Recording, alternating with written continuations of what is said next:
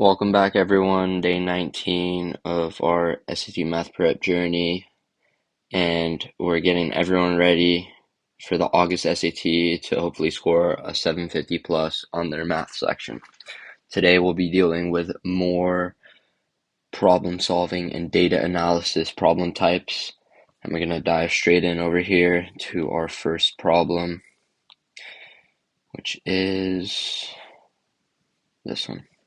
A school district is forming a committee to discuss plans for the construction of a new high school. Of those invited to join the committee, 15% are parents of students, 45% are teachers from the current high school, and 25% are school and district administrators, and the remaining 6 individuals are students.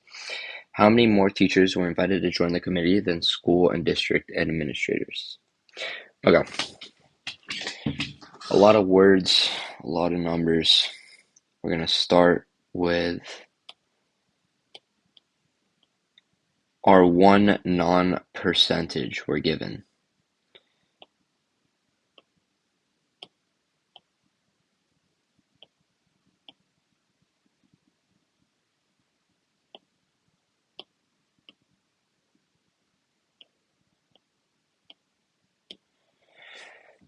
So looking here, we see that the remaining 6 individuals are students. So we have to reverse engineer this problem, and we know that in total there are 100%, right, at the meeting.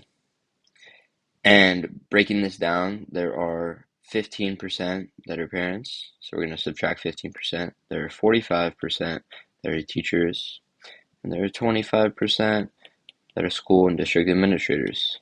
And this leaves us our remainder. And our remaining percentage left are simply our individual students. So I'm actually going to write this as an S. So S is equal to 100 minus 60 minus 25, which is 15%. So we know that S is equal to 15%, which is equal to 6. So the students at the meeting consist of 15% of the total committee population. So if that's 15% of the total population, we can also rewrite it as 0.15, because that's the decimal conversion of the percentage. And we're going to write X as our total committee population is equal to 6. So it's the same thing as this up here, but just rewritten. Now we're going to solve for X. We want to know the total population, and we want to know that so we can find the population for each of these percentages and not just have it as a percentage. So we're going to have X is equal to 6 over 0.15, and that is going to give us 40. Now we can simply multiply to find for teachers. We can multiply their percentage, 0.45, convert it into a decimal, times the total population, and that's going to give us our amount of teachers at that on that committee. And now what we're looking for, so how many more teachers compared to school and district administrators. So for school and district administrators, there were 25%. So I'm just going to write SD, school and district. And we have 0.25 times 40, which is just a quarter of 40, which we know is 10. Now it's saying what's the difference between these two? That means subtraction. 18 minus 10, 8. That's your answer. The only hard part about this problem, looking back on it, is this right here. You need to know how to kind of start and figure out. This is a little difficult too. This is mostly comprehending the problem though, but once you find the percent, set it equal to a number, and then make it a variable for the total population, you should be set. Okay, looking at the next problem. The box plots summarize the masses in kilograms of two groups of gazelles. Based on the box plots, which of the following statements must be true? Before reading your answers, look at the graph. We see box plots, and we know, or if you don't know, now you will. This line here represents the median. This is Q3, which is the opposite of Q1. And then this is the highest and lowest value.